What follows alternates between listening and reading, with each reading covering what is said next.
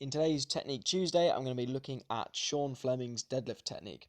So as we play the video out, you notice it almost looks like a pause deadlift where we get stuck below the knee.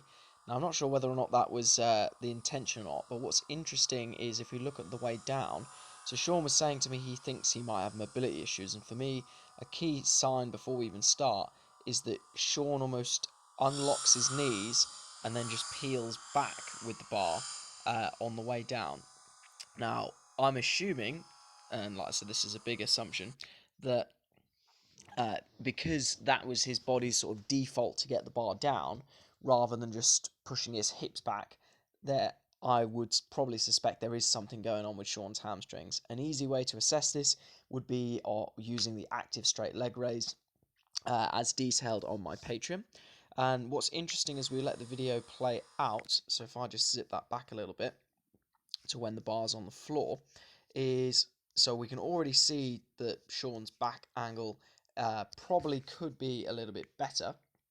But the main thing I'm looking for here is that the tension doesn't come out of the bar. What we would see if it did is you would see something going on with Sean's lats, and being able to, the coaching cue I like is imagine you're squeezing oranges underneath your armpits. So we don't see that, and what's interesting, and the other coaching cue I would give, is for Sean to be able to see his chest or the logo on his t-shirt in the mirror. As you can see at the moment, his chest is pointing down, which, oh Jesus, because Sean's chest is pointing down, he's not able to bring his hips into the movement. Now, Sean, when he messaged me, said that he thought it might have been something to do with his core strength.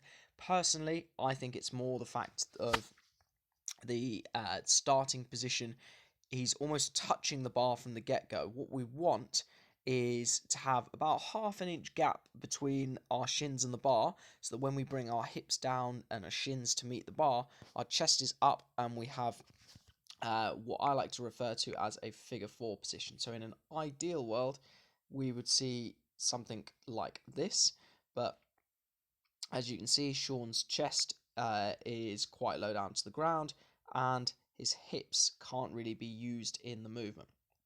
Now, if we play this out, again, Sean's hips rise first, almost because they have to, because of the way that Sean's positioned over the bar.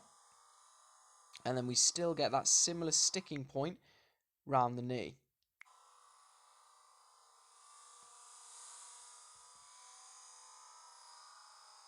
You can also see that it seems to take a little bit of time for Sean to get his hips back into the bar once he comes past the knee. And again, as we unlock the knees to bring the bar down, back down to the floor, you can see as I said, Sean struggles to get his knees out of the way, which may be hamstring tightness. It may just simply be a technical issue that Sean's not aware of.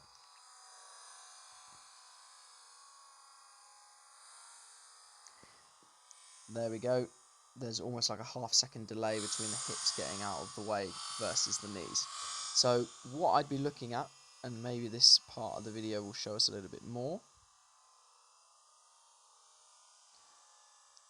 So again, Sean's shins come closer to the bar, but you'll see that the hips don't really move. So we start off in this position here, and that doesn't really change. Also, if we just go back just a fraction, you'll notice that Sean's elbows, they're almost a little bit soft, and that to me already says that we're not taking the slack out of the bar, because if we imagine we were to pull something with a rope attached to it, we would want that rope to be as taut as possible before we're about to pull it. Otherwise, we're going to expend a lot of energy going nowhere.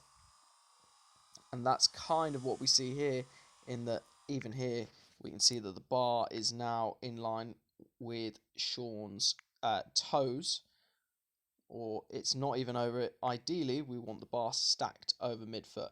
Now, irrespective of core strength, if the bar is in line with our toes, we're going to find the weight pulls us off balance. And if it's relatively heavy, and Sean said this is about 75% of a 1RM that he's done quite a while ago, then it's naturally going to pull us off balance. So my recommendation, Sean, would be to firstly assess the active straight leg raise to see if it is an issue in hamstring mobility, which it probably is.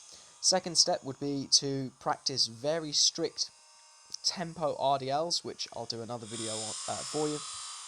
And this is just going to help you develop the strength in the hamstring, but also develop a little bit of mobility back there as well. In terms of touching loads that are heavier, I'd probably stay away from that just for the short term whilst you build the hamstring mobility and strength with the tempo RDLs. And once you've done that, then I would start focusing more specifically on positioning, which again I would refer to a separate video I'll do in terms of bracing and taking the slack out of the bar for that. So I hope you found this useful. As I said, in summary, assess your hamstring mobility with the active straight leg raise. Use tempo RDLs not just to strengthen the hamstrings, but to at least give you an almost protection mechanism, if you will, of back strength for when you do start to round, which ideally we want to avoid. And of course we want the bar stacked over midfoot. So I hope you found this useful.